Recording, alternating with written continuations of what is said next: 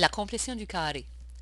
Le but de la complétion du carré, c'est d'être capable de passer de la forme générale de la fonction quadratique à la forme standard de la fonction quadratique, puisque la forme standard nous donne beaucoup plus de propriétés rapidement d'un coup d'œil. Lorsque j'ai la forme standard, par exemple, je peux dire quel est le sommet.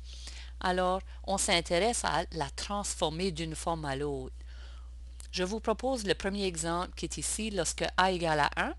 Et puis, je peux dire que a égale à 1 puisque il n'y a rien en avant du x au carré. Alors, c'est la valeur de 1. La première étape, on doit dire quel terme qu'on doit ajouter ici afin d'avoir un carré parfait. C'est-à-dire, pour trouver ce chiffre-là, on doit prendre la valeur de b, dans ce cas ici qui est le moins 4. Alors, on prend b, on le divise par 2 et on l'élève au carré. Pour mon exemple, j'ai moins 4 divisé par 2 au carré. Alors, ça va me donner moins 4 par 2, ça fait moins 2 au carré, ça fait 4. Alors, j'ai besoin d'avoir un plus 4 pour faire un carré parfait de ces trois termes ici. Maintenant, attention, si on ajoute plus 4, il faut aussi mettre le moins 4 de l'autre côté, puisque plus 4 et moins 4, ça fait 0, alors vraiment, on ne change pas notre équation. On n'a pas le droit de juste dire plus 4, il faut toujours que ça balance. Alors, en ajoutant plus 4 et moins 4, on ne change rien. Maintenant, ce qu'on va faire, c'est factoriser, c'est-à-dire ces trois premiers termes ici vont toujours me donner un carré parfait. Alors, ça va devenir y égale, ici, quelle est la racine carrée de x au carré? Eh bien, c'est x. Quelle est la racine carrée de plus 4? C'est 2. Je mets le même signe qui est là, qui est le moins. Et puis maintenant, je dois additionner ces deux termes ici qui restent. Alors, moins 4 plus moins 3. Et puis, ça me donne moins 1. Maintenant, c'est facile à vérifier si on a bien factorisé ici. On peut prendre tout simplement le x, l'élever au carré, ça donne x au carré. Moins 2, si on met ça au carré, ça va donner plus 4. Si je multiplie ce terme-là par ce terme-là, ça va faire moins 2x. Moins 2x fois 2, ça va me donner moins 4x. Alors, je sais que j'ai bien multiplié, j'ai bien factorisé, c'est-à-dire.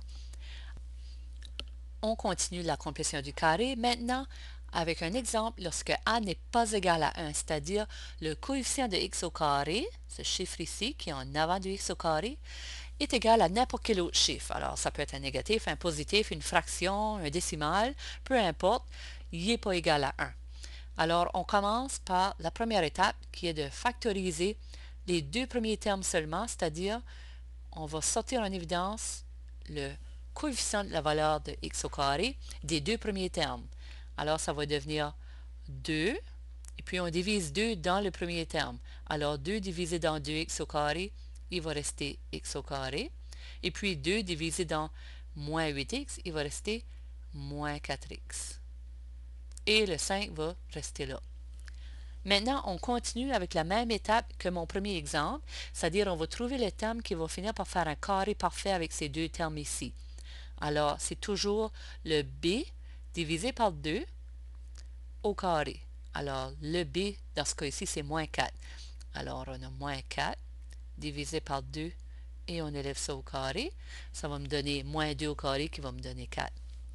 Alors maintenant, on a la même chose, sauf que on va ajouter le plus 4 et on va soustraire le plus 4, c'est-à-dire mettre moins 4.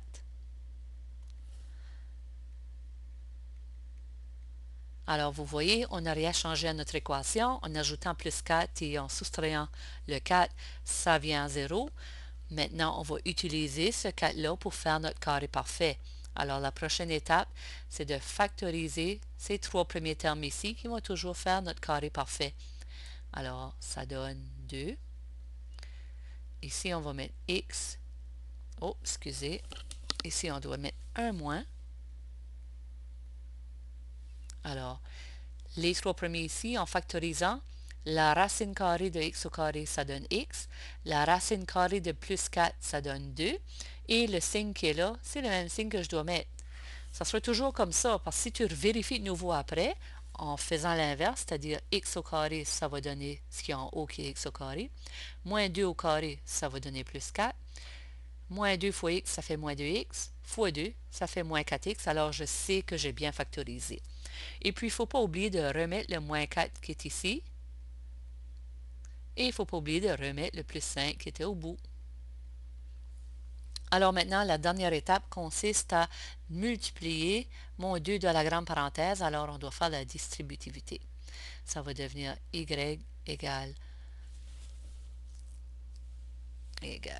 2 fois x moins 2 au carré. 2 fois moins 4, c'est moins 8, plus 5. Et puis, il nous reste seulement maintenant à additionner les deux derniers termes du bout, ces deux termes-là. Alors, ma réponse finale, ça va donner y égale à 2, x moins 2 au carré, moins 3.